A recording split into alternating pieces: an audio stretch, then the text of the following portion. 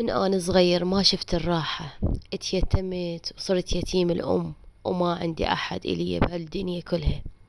قصة أحد المتابعين حب يسولف قصته، إن جاب حياته بتعب بتعب من هو صغير حد ما هسه شاب وصار عمره 36 سنة.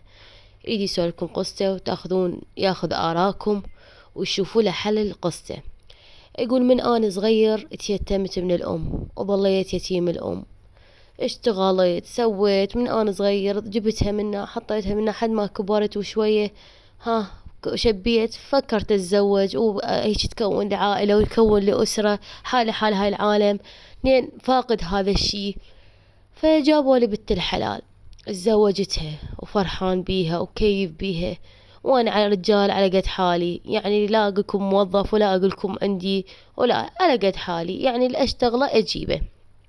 والله ما اقول لكم تزوجتها وحبلت وصار عندها يعني حامل وجابت. بس جابت البنية 10 ايام ذب البنية علي وعوفيني، واني ما مقصر وياها بشي ابد. بس هي ما عجبتها الوضعية، ما ادري ايش بيها، ما خلت عافت الاول وحتى بتها ذبتها علي وراحت، وانا ما عندي احد. لزمت البنية وربيتها وماكو هيجي. قالوا لي انت شنو رقابل تبقى هيجي، ما ترهم تبقى بدون مرة وانت عندك طفلة صغيرة. قلت لهم شلون يعني ما اقدر اجيب لها مرت اب، خاف تاذيها خاف تسويها. قالوا لي لا، جيب لك وحدة مرة اكبر من عندك، هم راح تداريك وهمين تدار طفلتك، وكون يعني متزوجة قبل ومنفصلة عم تقعد وتستقر.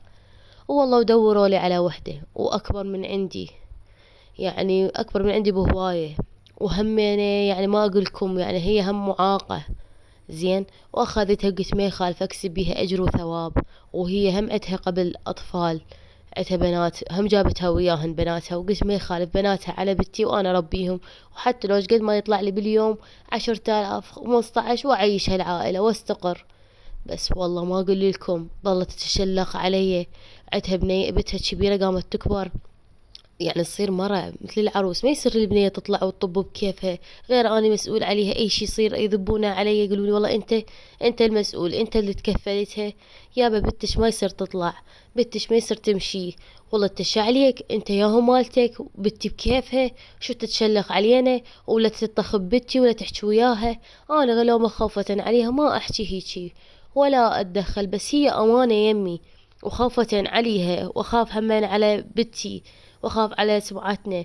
والله شو هاي هم ما عجبها الوضع، هم حبلت هم صار عندها بنية، يعني حبلت من عندي وجابت بنية ثانية. وما اقول لكم هم قوموا لزمي بنتش وشمريها علي. وعافن بنات هذيك عافت بتها وهاي هم عافت بتها وخلت واتطلقت.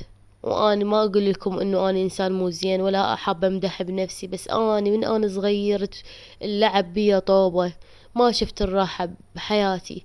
وانا رجال على قد حالي اشتغل واسوي وماكو هيجي. وحتى يجيني ايام مثلا ماكو شغل او هذا مدبر وضعيتي، مثلا هاي بناتي قاموا يكبرن اسوي لهن اكل، او يعني انا اللي اقدر لا اسوي. والله مرات الاكل لو ما مستوي لو ما ادري شلونه وناكله ونقول الحمد لله، لان انا ما عندي احد يعيني بالبيت، وانا رجال شو اقدر اسوي؟ لا اقدر اغسل مواعين ولا اقدر انظف، يعني اسوي هاي الاشياء اللي اقدر لها. والاكل شلون ما كان اسويه واطبخه، اقول خطيه ذني بناتي كبرن قاعد يكبرن ويصيرن، بس ما عندهن جناسي، ما اقدر اسوي لهن جناسي ولا اقدر اطلع لهن هاي الامور، لان انا على قد حالي، يعني على قد حالي. وهم اخاف عليهن اطلع واوفهن، اقول هذني منو الهن.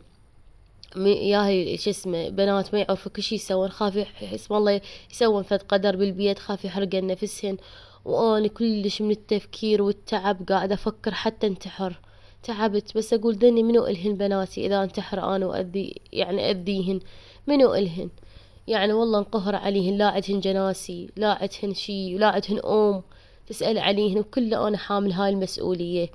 وانا كلش تعبت بهاي حياتي، ارجو يشوفوا لي حل. قصة أحد المتابعين حاب سولف قصته وحاب ياخذ آراءكم، فشوفوا له حل. واللي عنده مثلا شغلة أو شي، هو طبعا ما قال لي بس أنا حبيت أقول بركة الله على عيننا على عين. هاي القصة سولفتي هني قال الشخص أو يجي شخص يقول أنا شغلة يمي ما بيها شي، تعاون حلو وإحنا كنا أخوان، خصوصا الغيرة العراقية ماكو مثلها. وكل احنا نتعاون سوية. اللي عنده شغل او شي يقول له يابا انا عندي شغل، وجوز هو يشوف تعليقك ويدخل لك خاص.